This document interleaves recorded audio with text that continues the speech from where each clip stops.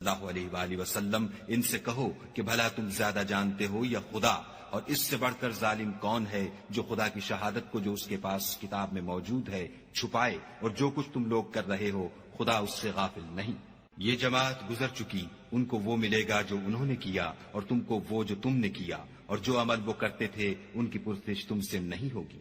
احمق لوگ کہیں گے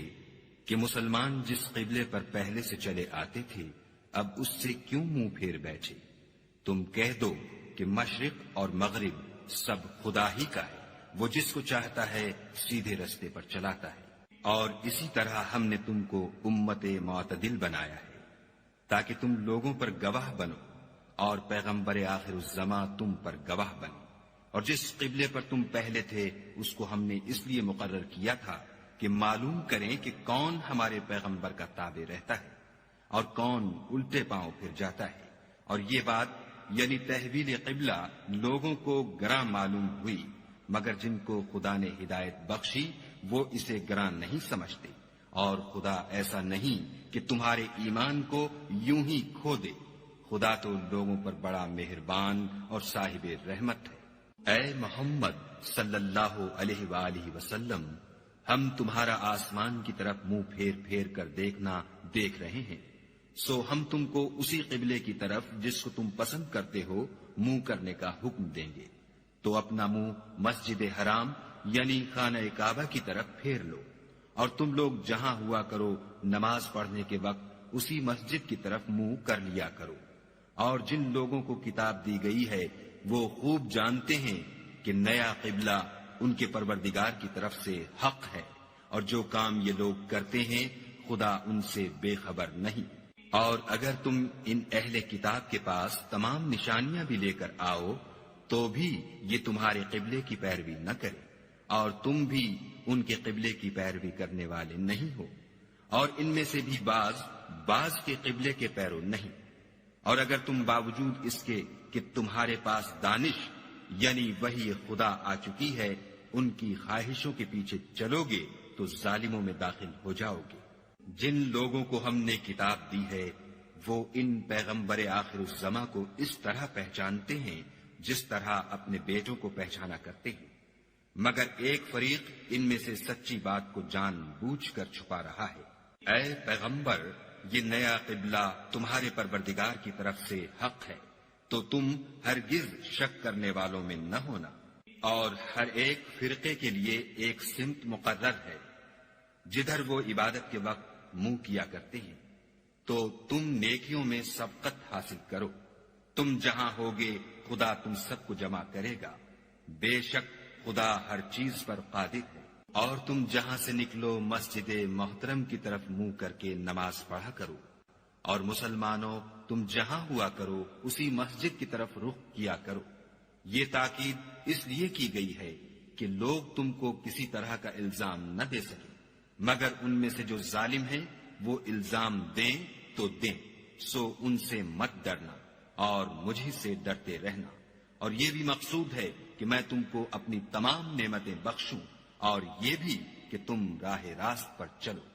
جس طرح من جملہ اور نعمتوں کے ہم نے تمہیں میں سے ایک رسول بھیجے ہیں جو تم کو ہماری آیتیں پڑھ پڑھ کے سناتے اور تمہیں پاک بناتے اور کتاب یعنی قرآن اور دانائی سکھاتے ہیں، اور ایسی باتیں بتاتے ہیں جو تم پہلے نہیں جانتے تھے، سو تم مجھے یاد کیا کرو میں تمہیں یاد کیا کروں گا،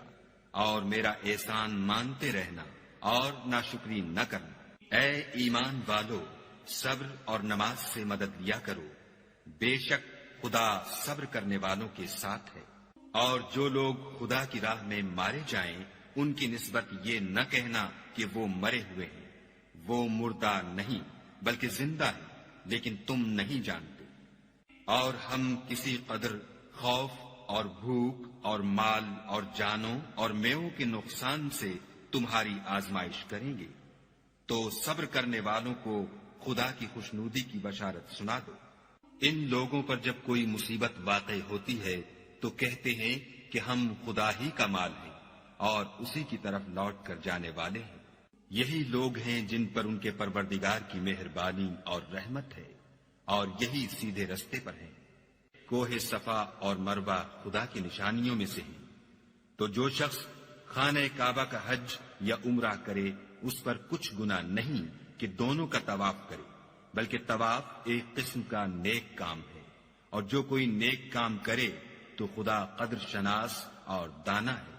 جو لوگ ہمارے حکموں اور ہدایتوں کو جو ہم نے نازل کی ہیں کسی غرض فاسد سے چھپاتے ہیں، باوجود کہ ہم نے ان لوگوں کے سمجھانے کے لیے اپنی کتاب میں کھول کھول کر بیان کر دیا ہے، ایسوں پر خدا اور تمام لعنت کرنے والے لعنت کرتے ہیں۔ ہاں، جو توبہ کرتے ہیں اور اپنی حالت درست کر لیتے اور احکام الہی کو صاف صاف بیان کر دیتے ہیں تو میں ان کے قصور معاف کر دیتا ہوں، اور میں بڑا معاف کرنے والا اور رحم والا ہوں۔ جو لوگ کافر ہوئے اور کافر ہی مرے، ایسوں پر خدا کی اور فرشتوں کی اور لوگوں کی سب کی لعنت۔ وہ ہمیشہ اسی لعنت میں گرفتار رہیں گے، ان سے نہ تو عذاب ہلکا ہی کیا جائے گا اور نہ انہیں کچھ مہلت ملے گی۔ اور لوگوں، تمہارا معبود خدائے واحد ہے، اس بڑے مہربان اور رحم والے کے سوا کوئی عبادت کے لائق نہیں۔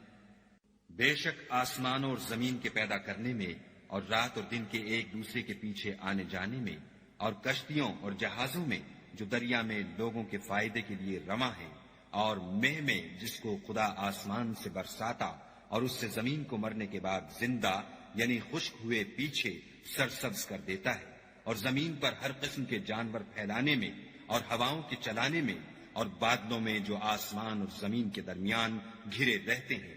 عقل مندوں کے لیے خدا کی قدرت کی نشانیاں ہیں۔ اور بعض لوگ ایسے ہیں جو غیر خدا کو شریک خدا بناتے اور ان سے خدا کی سی محبت کرتے ہیں، لیکن جو ایمان والے ہیں وہ تو خدا ہی کے سب سے زیادہ دوست دار ہیں۔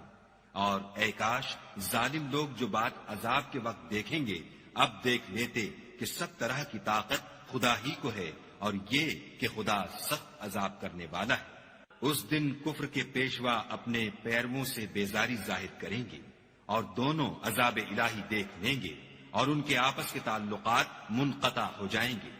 یہ حال دیکھ کر پیروی کرنے والے حسرت سے کہیں گے کہ اے کاش ہمیں پھر دنیا میں جانا نصیب ہوتا کہ جس طرح یہ ہم سے بیزار ہو رہے ہیں اسی طرح ہم بھی ان سے بیزار ہوں۔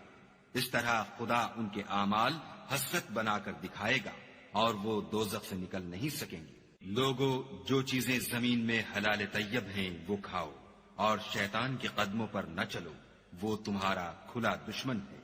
وہ تم کو برائی اور بے حیائی ہی کے کام کرنے کو کہتا ہے، اور یہ بھی کہ خدا کی نسبت ایسی باتیں کہو جن کا تمہیں کچھ بھی علم نہیں۔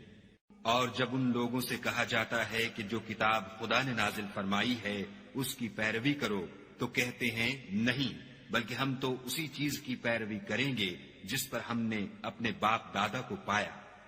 بھلا اگرچہ ان کے باپ دادا نہ کچھ سمجھتے ہوں اور نہ سیدھے رستے پر ہوں، تب بھی وہ انہی کی تقلید کیے جائیں گے۔ جو لوگ کافر ہیں ان کی مثال اس شخص کی سی ہے جو کسی ایسی چیز کو آواز دے جو پکار اور